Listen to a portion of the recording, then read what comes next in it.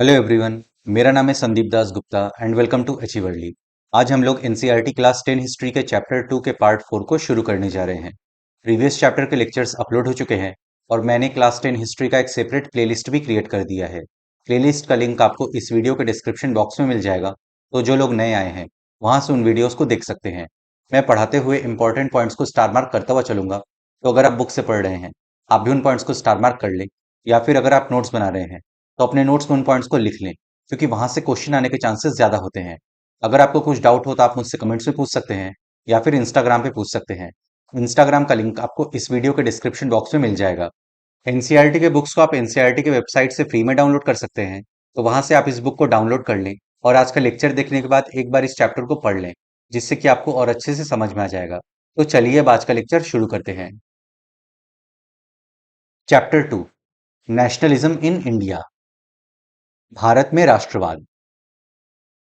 हमने previous lectures में chapter 2 के पार्ट 1 को, पार्ट 2 को, पार्ट 3 को कवर कर लिया है। आपको इस वीडियो के डिस्क्रिप्शन बॉक्स में चैप्टर 2 के प्रीवियस पार्ट्स के लेक्चर्स का लिंक मिल जाएगा। अगर आपने वो वीडियोस नहीं देखे हैं पहले आप उन्हें देख लें, फिर आज के लेक्चर के साथ कंटिन्यू करें, जिससे कि आपको और अच्छे से समझ में आएगा। आज हम लोग चैप्टर 2 के पार्ट 4 को कवर करेंगे। इसमें हम इन टॉपिक्स को डिटेल में समझेंगे।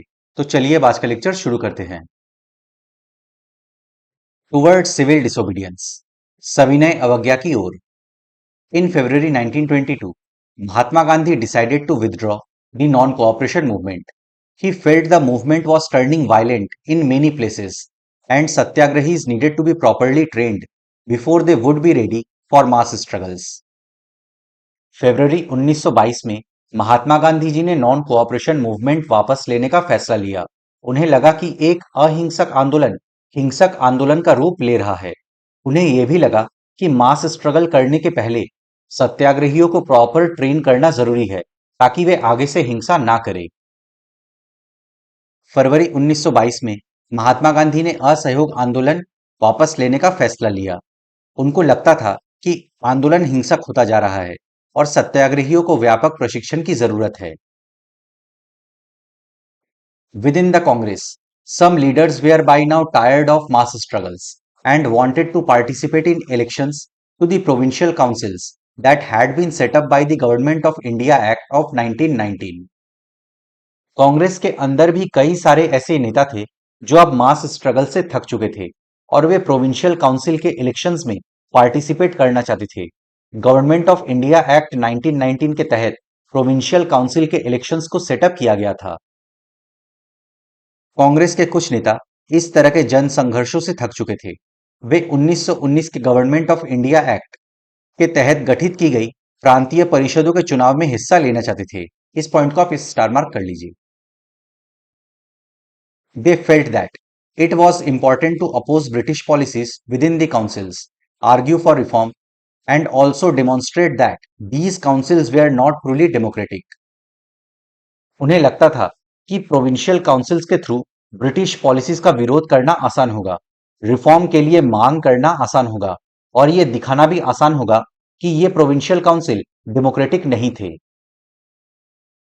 उनको लगता था कि परिषदों में रहते हुए ब्रिटिश नीतियों का विरोध करना, सुधारों की वकालत करना और ये दिखाना भी महत्वपूर्ण है कि ये परिषदें लोकतांत्रिक संस्था नहीं है।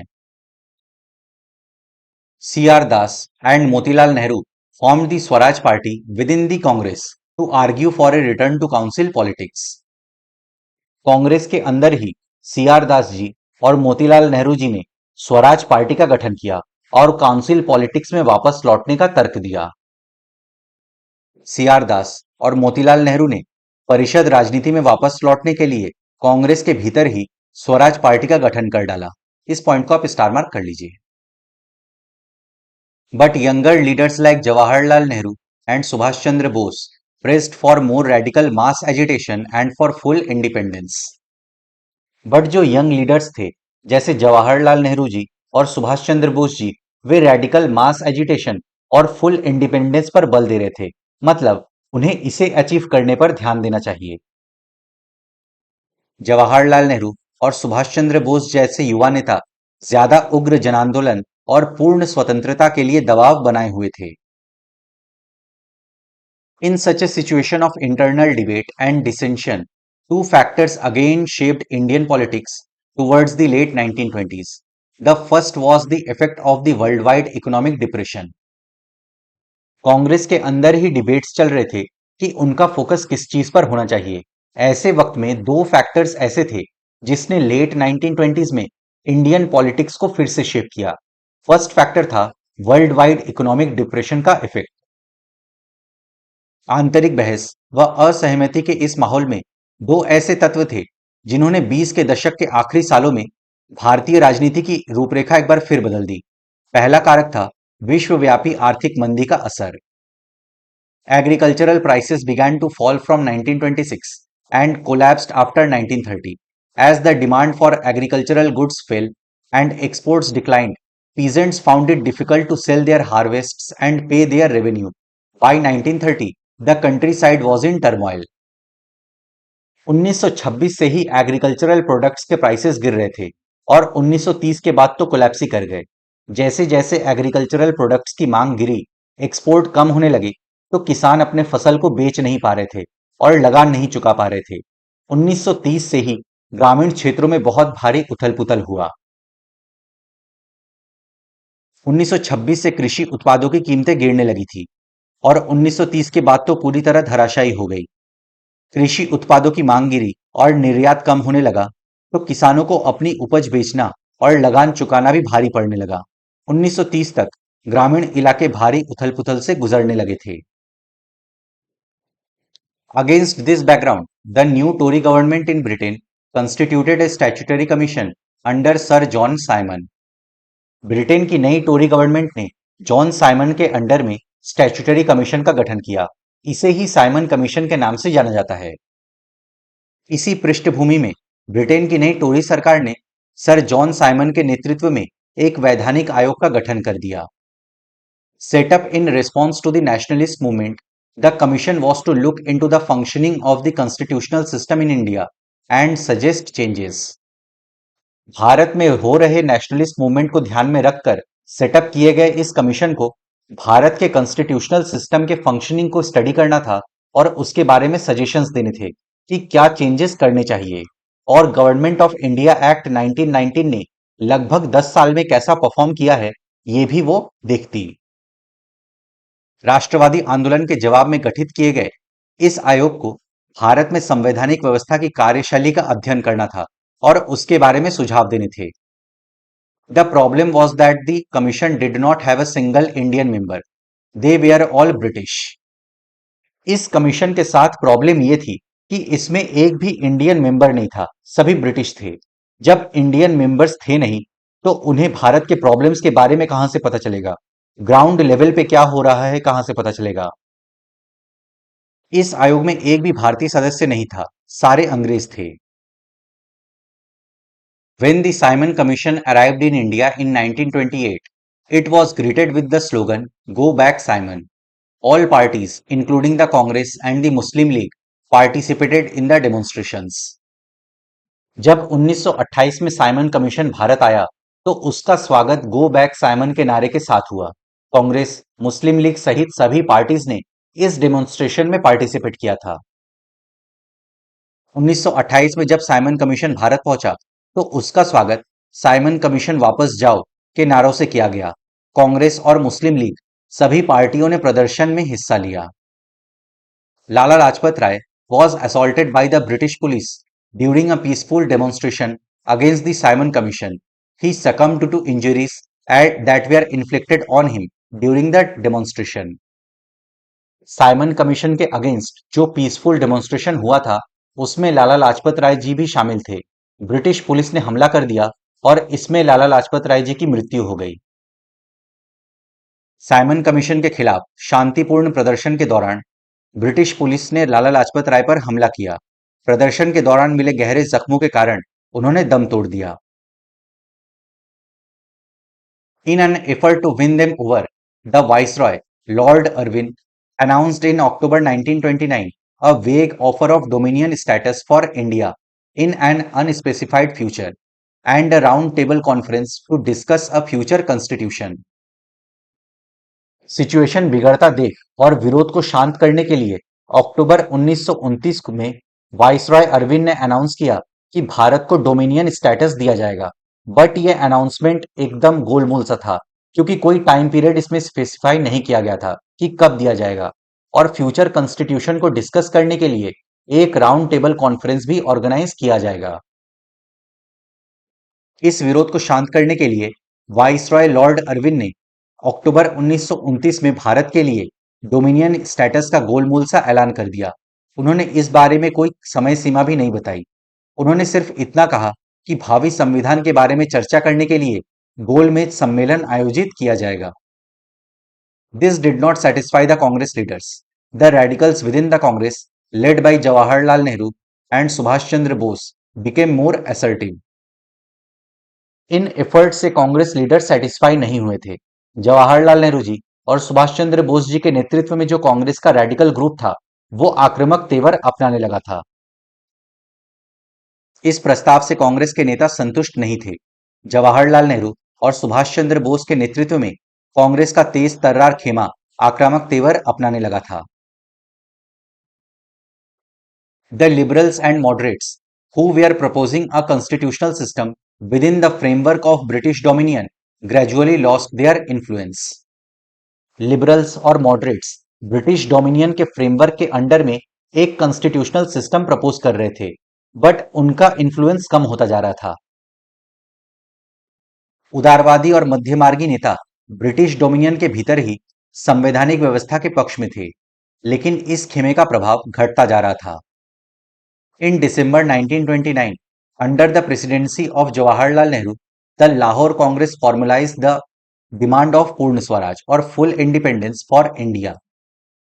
दिसंबर 1929 में जवाहरलाल नेहरू जी के प्रेसिडेंसी में कांग्रेस ने लाहौर सेशन में पूर्ण स्वराज के डिमांड को औपचारिक रूप से मान लिया। दिसंबर 1929 में जवाहरलाल नेहरू की अध्यक्षता में कांग्रेस के लाहौर अधिवेशन में पूर्ण स्वराज की मांग को औपचारिक रूप से मान लिया गया। इस पॉइंट को आप स्टार मार्क कर लीजिए।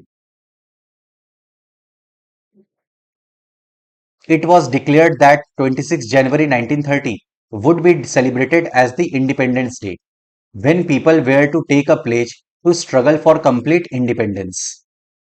डिसाइड किया गया कि 26 जनवरी 1930 को इंडिपेंडेंस डे के रूप में सेलिब्रेट किया जाएगा और उस दिन पूर्ण स्वराज यानी कंप्लीट इंडिपेंडेंस के स्ट्रगल के लिए लोग शपथ लेंगे। तय किया गया कि 26 जनवरी 1930 को स्वतंत्रता दिवस के रूप में मनाया जाएगा और उस दिन लोग पूर्ण स्वराज के लिए संघर्ष की शपथ लेंगे। But the celebrations attracted very little attention, so Mahatma Gandhi had to find a way to relate this abstract idea of freedom to more concrete issues of everyday life. लेकिन इस सेलिब्रेशन की तरफ बहुत ही कम लोगों का ध्यान गया, इसलिए फ्रीडम के इस एब्स्ट्रैक्ट आइडिया को डे टू डे लाइफ के साथ जोड़ने के लिए महात्मा गांधी जी को कोई रास्ता निकालना था। इस उत्सव की ओर बहुत ही कम लोगों ने ध्यान दिया। अब स्वतंत्रता के इस अमूर्त विचार को रोजमर्रा जिंदगी के ठोस मुद्दों से जोड़ने के लिए महात्मा गांधी को कोई और रास्ता ढूंढना था। अब हम लोग का नेक्स्ट टॉपिक है the salt march and the civil disobedience movement, नमक यात्रा और सविनय अवज्ञा आंदोलन। Mahatma Gandhi found in salt a powerful symbol that could unite the nation. On 31 January 1930, he sent a letter to Viceroy Irwin stating 11 demands. महात्मा गांधी जी ने देश को unite करने के लिए नमक के रूप में एक पावरफुल सिंबल को खोज लिया था, क्योंकि नमक एक ऐसी चीज थी जिसे अमीर हो या गरीब सभी इस्तेमाल करते थे और सॉल्ट टैक्सेस के कारण सभी परेशान थे। 31 जनवरी 1930 को गांधी जी ने वाइसरॉय अरविंद को एक लेटर लिखा जिसमें 11 डिमांड्स थे। देश को एकजुट करने के लिए महात्मा गांधी को नमक एक शक्तिशाली प्रतीक दिखाई दिया। 31 जनवरी 1930 को उन्होंने वाइसरॉय अरविंद को एक खत लिखा। इस खत में उन्होंने 11 मांगों का उल्लेख किया था। Some of these were of general interest, others were specific demands of different classes, from industrialists to peasants. कुछ जनरल डिमांड्स थे, बट कुछ स्पेसिफिक डिमांड्स थे जो कि डिफरेंट क्लासेस से जुड़े हुए थे, इंडस्ट्रियलिस्ट से लेकर पीजेंट्स तक। इनमें से कुछ मांगे सामान्य थी, जबकि कुछ मांगे उद्योगपतियों से लेकर किसानों तक विभिन्न तबकों से जुड़ी हुई थी। The idea was to make the demands wide-ranging so that all classes within Indian society could identify with them and everyone could be brought together in a united campaign. Gandhi ji का एम था कि भारतीय समाज के डिफरेंट क्लासेस के demands इस letter में शामिल हों ताकि वे खुद को इस कैंपेन के साथ जुड़ा हुआ महसूस कर सके और डिफरेंट क्लासेस के डिफरेंट डिमांड्स को इसमें शामिल करके सभी क्लासेस को इस कैंपेन के साथ जोड़ा जा सके। गांधी जी इन मांगों के जरिए समाज के सभी वर्गों को अपने साथ जोड़ना चाहते थे ताकि सभी उनके अभियान में शामिल हो सके। The most stirring of all was the demand to abolish the salt tax. Salt was something consumed by the rich and the poor alike, and it was one of the most essential items of food. सबसे important demand था salt tax को खत्म करना। Salt day to day life का एक अभिन्न हिस्सा था, क्योंकि नमक का इस्तेमाल अमीर और गरीब दोनों करते थे। इनमें सबसे महत्वपूर्ण मांग नमक कर को खत्म करने के बारे में थी। नमक का अमीर गरीब सभी इस्तेमाल करते थे। ये भोजन का एक अभिन्न हिस्सा था।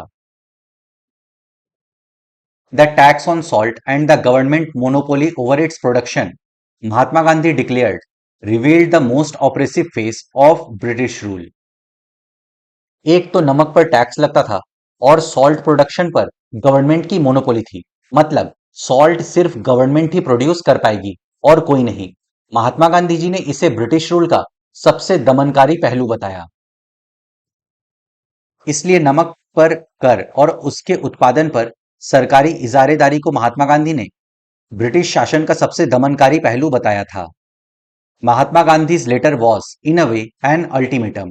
If the demands were not fulfilled by 11 March, the letter stated the Congress would launch a civil disobedience campaign. महात्मा गांधी जी की चिट्ठी एक तरीके से चेतावनी थी कि अगर 11 मार्च तक उनके डिमांड्स पूरे नहीं किए गए तो Congress civil disobedience movement launch कर देगी। महात्मा गांधी का ये पत्र एक अल्टीमेटम की तरह था। उन्होंने लिखा था कि अगर 11 मार्च तक उनकी मांगे नहीं मानी गई तो कांग्रेस सविनय अवज्ञा आंदोलन छेड़ देगी। Irvin was unwilling to negotiate, so Mahatma Gandhi started his famous Salt March, accompanied by 78 of his trusted volunteers. Arvind भी नेगोशिएट करने को तैयार नहीं था, तो महात्मा गांधी जी ने अपने ट्रस्टेड 78 वॉलंटियर्स के साथ सॉल्ट मार्च स्टार्ट की। इरविन झुकने को तैयार नहीं थे। फलस्वरूप महात्मा गांधी ने अपने 78 विश्वस्त वॉलंटियरों के साथ नमक यात्रा शुरू कर दी। The march was over 240 miles from Gandhiji's ashram in Sabarmati to the Gujarati coastal town of Dandi. The volunteers walked for 24 days, about 10 miles a day. ये यात्रा 240 मील लंबी थी।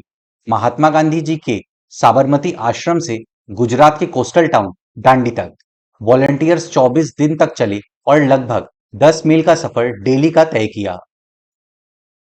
ये यात्रा साबरमती में गांधी जी के आश्रम से 240 मील दूर दांडी नामक गुजराती तटीय कस्बे में जाकर खत्म होनी थी। गांधी जी की टोली ने 24 दिन तक हर रोज लगभग 10 मील का सफर तय किया। Thousands came to hear Mahatma Gandhi wherever he stopped, and he told them what he meant by Swaraj and urged them to peacefully defy the British. जब भी गांधी जी रुकते थे तो उनसे मिलने हजारों की संख्या में लोग आते थे। गांधी जी उन्हें स्वराज का मतलब बताते थे और उनसे कहते थे कि ब्रिटिश का कहा ना माने, बट नॉन वायलेंट तरीके से, वे वायलेंस का सहारा ना ले। गांधी जी जहां भी रुकते हजारों लोग उन्हें सुनने आते। इन सभाओं में गांधी जी ने स्वराज का अर्थ स्पष्ट किया और आह्वान किया कि लोग अंग्रेजों की शांतिपूर्वक अवज्ञा करें, यानी अंग्रेजों का कहा ना माने।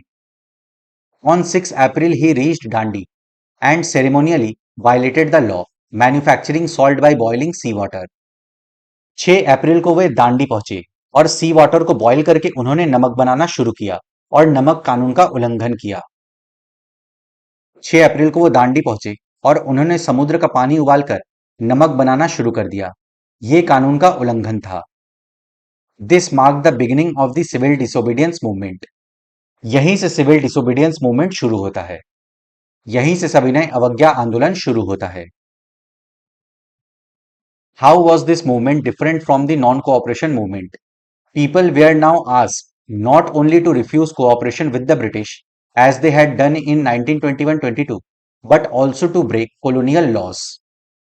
सिविल डिसोबीडियंस मूवमेंट किस तरह से नॉन कोऑपरेशन मूवमेंट से अलग था?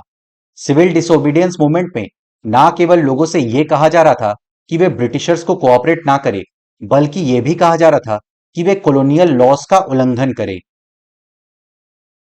ये असहयोग आंदोलन के मुकाबले किस तरह अलग था? इस बार लोगों को न केवल अंग्रेजों का सहयोग न करने के लिए, बल्कि औपनिवेशिक कानूनों का उल्लंघन करने के लिए आह्वान किया जाने लगा। Thousands in different parts of the country broke the salt law, manufactured salt and demonstrated in front of government salt factories. देश के विभिन्न हिस्सों में हजारों की संख्या में लोगों ने सॉल्ट लॉ को तोड़ा, सॉल्ट मैन्युफैक्चर किया और गवर्नमेंट सॉल्ट फैक्ट्रीज के सामने प्रदर्शन भी किया।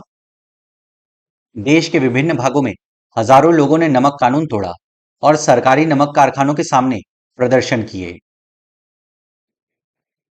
As the movement spread, foreign cloth was boycotted and liquor shops were picketed. जैसे ही ये मूवमेंट फैला, लोगों ने फॉरेन क्लॉथ्स को बॉयकॉट किया, लिक्वर शॉप्स को पिकेट किया। पिछले लेक्चर में हमने पिकेटिंग के बारे में समझा है। आंदोलन फैला तो विदेशी कपड़ों का बहिष्कार किया जाने लगा, शराब की दुकानों की पिकेटिंग होने लगी। Peasants refused to pay revenue and chowkidari taxes. Village officials resigned, and in many places, forest people violated forest laws, going into reserved forests to collect wood and graze cattle. किसानों ने लगान चुकाने से और चौकीदारी taxes चुकाने से मना कर दिया। विलेज ऑफिशियल्स ने रिजाइन कर दिया। कई जगहों पे जंगलों में रहने वाले लोगों ने अपने मवेशियों को चराने के लिए और वुड कलेक्ट करने के लिए रिजर्व फॉरेस्ट में घुस गए और फॉरेस्ट लॉस को वायलेट किया। किसानों ने लगान और चौकीदारी कर चुकाने से इनकार कर दिया। गांव में तैनात कर्मचारी इस्तीफे देने लगे। बहुत सारे स्थानों पर जंगलों में रहने वाले वन कानूनों का उल्लंघन करने लगे। वे लकड़ी बीनने और मवेशियों को चराने के लिए आरक्षित वनों में घुसने लगे। Worried by the developments, the colonial government began arresting the Congress leaders one by one. This led to violent clashes in many places. In development से घबराकर कॉलोनियल गवर्नमेंट ने कांग्रेस लीडर्स को एक एक करके अरेस्ट करना शुरू कर दिया। इसके वजह से कई जगह वायलेंट क्लैशेस भी हुए। इन घटनाओं से चिंतित औपनिवेशिक सरकार कांग्रेसी नेताओं को गिरफ्तार करने लगी। बहुत सारे स्थानों पर हिंसक टकराव हुए। When Abdul Ghaffar Khan, a devout disciple of Mahatma Gandhi, was arrested in April 1930, angry crowds demonstrated in the streets of Peshawar, facing armored cars and police firing. Many were killed. जब अप्रैल 1930 में महात्मा गांधी जी के disciple Abdul Gaffar Khan जी को arrest किया गया, तो गुस्साई भीड़ ने पेशावर के सड़कों पर प्रदर्शन किया। उन्होंने पुलिस की गोलियों का सामना भी किया और बहुत सारे लोग मारे गए। अप्रैल 1930 में जब महात्मा गांधी के समर्पित साथी अब्दुल गफ्फार खान को गिरफ्तार किया गया, तो गुस्साई भीड़ सशस्त्र बख्तरबंद गाड़ियों और पुलिस की गोलियों का सामना करते हुए सड़कों पर उतर आई। बहुत सारे लोग मारे गए। A month later, when Mahatma Gandhi himself was arrested, industrial workers in Sholapur attacked police posts, municipal buildings, law courts, and railway stations, all structures that symbolized British rule. एक महीने बाद जब महात्मा गांधी जी को भी अरेस्ट कर लिया गया, शोलापुर के इंडस्ट्रियल वर्कर्स ने ब्रिटिश रूल के सिंबल्स पर अटैक कर दिया, जैसे police post, municipal building, law courts, railway stations etcetera. महीने भर बाद जब महात्मा गांधी को भी गिरफ्तार कर लिया गया, तो शोलापुर के औद्योगिक मजदूरों ने अंग्रेजी शासन का प्रतीक पुलिस चौकियों, नगरपालिका भवनों, अदालतों और रेलवे स्टेशनों पर हमले शुरू कर दिए। A frightened government responded with a policy of brutal repression. Peaceful satyagrahis were attacked, women and children were beaten, and about 1 lakh people were arrested. लोगों के रिएक्शन को देखकर गवर्नमेंट डर चुकी थी और उन्होंने ब्रूटल रिप्रेशन का पॉलिसी अपनाया। पीसफुल सत्याग्रहीज पर अटैक किया गया, महिलाओं और बच्चों तक को पीटा गया और लगभग 1 लाख लोगों को अरेस्ट किया गया। भयभीत सरकार ने निर्मम दमन का रास्ता अपनाया। शांतिपूर्ण सत्याग्रहियों पर हमले किए गए औरतों व बच्चों को मारा पीटा गया और लगभग 1 लाख लोग गिरफ्तार किए गए। In such a situation, Mahatma Gandhi once again decided to call off the movement and entered into a pact with Arvind on 5 March 1931। ऐसे सिचुएशन में महात्मा गांधी जी ने एक बार फिर से मूवमेंट को वापस ले लिया और 5 मार्च 1931 को उन्होंने अरविंद के साथ एक पैक्ट साइन किया। महात्मा गांधी ने एक बार फिर आंदोलन वापस ले लिया। 5 मार्च 1931 को उन्होंने इरविन के साथ एक समझौते पर दस्तखत कर दिए। By this Gandhi-Irwin Pact, Gandhiji consented to participate in a roundtable conference. The Congress had boycotted the first roundtable conference in London, and the government agreed to release the political prisoners. इस Gandhi Irwin pact के तहत गांधी जी ने London में होने वाले second round table conference में हिस्सा लेने पर अपनी सहमति दी। फर्स्ट राउंड टेबल कॉन्फ्रेंस को कांग्रेस ने बॉयकॉट किया था और इसके बदले गवर्नमेंट ने पॉलिटिकल प्रिजनर्स को रिलीज करने की बात मानी। आप कमेंट में बताएं फर्स्ट राउंड टेबल कॉन्फ्रेंस कब हुआ था। इस गांधी इरविन समझौते के जरिए गांधी जी ने लंदन में होने वाले दूसरे गोलमेज सम्मेलन में हिस्सा लेने पर अपनी सहमति व्यक्त कर दी। पहले गोलमेज सम्मेलन का कांग्रेस बहिष्कार कर चुकी थी। इसके बदले सरकार राजनीतिक कैदियों को रिहा करने पर राजी हो गई। In December 1931, Gandhiji went to London for the conference, but the negotiations broke down and he returned disappointed. दिसंबर 1931 में second round table conference attend करने गांधीजी लंदन गए, बट वहां नेगोशिएशंस नहीं हो पाया और उन्हें वापस लौटना पड़ा। दिसंबर 1931 में सम्मेलन के लिए गांधीजी लंदन गए। ये वार्ता बीच में ही टूट गई और उन्हें निराश वापस लौटना पड़ा।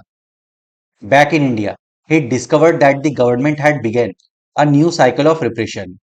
जब वे वापस लौटे तो उन्होंने पाया कि गवर्नमेंट ने नए सिरे से लोगों का दमन करना शुरू कर दिया है। यहां आकर उन्होंने पाया कि सरकार ने नए सिरे से दमन करना शुरू कर दिया है। Gaffar Khan and Jawaharlal Nehru were both in jail. The Congress had been declared illegal and a series of measures had been imposed to prevent meetings, demonstrations and boycotts. Abdul Gaffar Khan जी और जवाहरलाल नेहरू जी दोनों ही जेल में थे। कांग्रेस को इलीगल घोषित कर दिया गया था। मीटिंग्स, डेमोन्स्ट्रेशंस और बॉयकॉट्स को रोकने के लिए नए कदम उठाए जा रहे थे।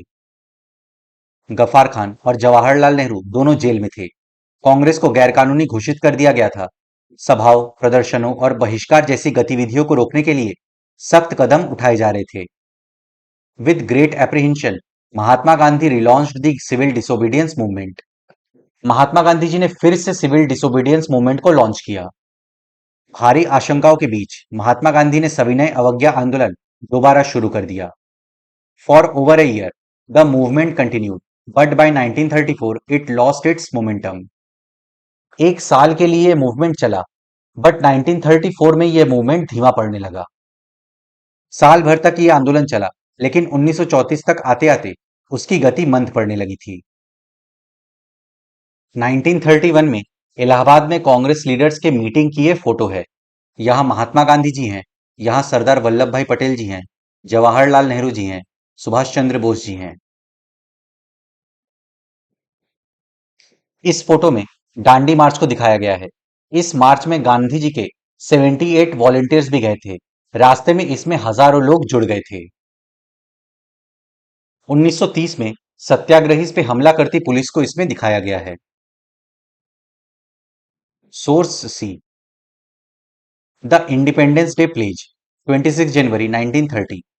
स्वतंत्रता दिवस की शपथ 26 जनवरी 1930।